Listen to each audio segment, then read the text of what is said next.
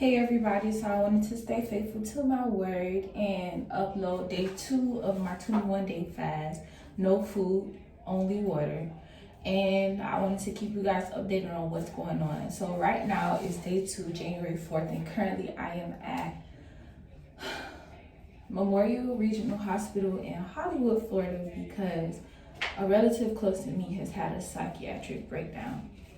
And just a little testimony, about a year ago on February 16th, it was 2 years ago now, I ended up having a psychiatric breakdown where I was exhibiting suicidal traits and I tried to kill myself. And I ended up being rushed to a psychiatric ward.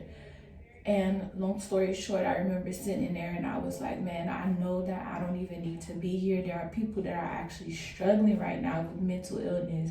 And I just felt so selfish. And the biggest thing, like, as I was sitting in the place, was God was showing me, like, who am I to try to take a life that I couldn't even give myself. I wasn't the one who breathed life into me. I'm not the one who said, let there be, and then there was. So right now I'm just having mixed feelings because, first of all, today is Saturday, and at my church we have street ministry. I wasn't even able to make it there. Then I have some awesome sisters that ended up reaching out to me and calling me. And what they did was they prayed for me. In the midst of them praying for me, I see this random number calling my phone and I didn't answer. And it turned out to be that relative reaching out to me about them being rushed to the hospital. And what I can say is this as a word of encouragement, because I'm not going to focus on what's happening now, but God is always moving. He's always doing something. God is never surprised how we are about circumstances or situations. What I can say is this: God took me to 1 Samuel 17, and I was reading it before I just put up this video. And David was called, right? In the chapter, it talks about how David had his 3 oldest brothers were in a war fighting with with Saul against the Philistines. And David's dad, Jesse, told him to go take food provision to them so that they can be able to eat. And what stuck out to me was how it said David rose up early, he left his sheep with the keeper, and he went. And in the midst of him going, that's when he saw this uncircumcised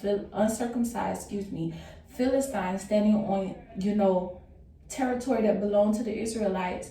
And he stood up and did what he was supposed to do. Now, as I was on my way to the hospital driving my mom and me, God began to reveal to me, there's a giant on your territory. This person is not just a random relative. This person is a sibling. This is somebody that is really connected to my bloodline. And God had to show me there is a giant standing on your territory. The same age that I got attacked with these suicidal thoughts, the same way I got attacked with the suicidal thoughts, is the same thing that my relative is going through. And I have to realize that this thing does not belong here. Now, I can raise up early. I can do what I need to do, but someone has to be willing to fight. Amen. And I have to understand that this fast, I wasn't called on it to look pretty. I wasn't called on it to just brag about, how God has brought me to fast and all this other stuff. I was called on this fast so that I can be able to take back the territory that was taken away from me. Because there are things right now that is standing on the territory that God has dealt to me, the territory that is rightfully owed to me and my family, that wants to have dominionship over this land. So I say all of that to say this: whatever is on your territory, there is a time and a place where you have to raise up and you have to fight. Nothing is not going to move unless you move it off of it. Realize that those giants don't belong there and stand up and be who God has called you to be. Day 2 down, y'all. Let's go.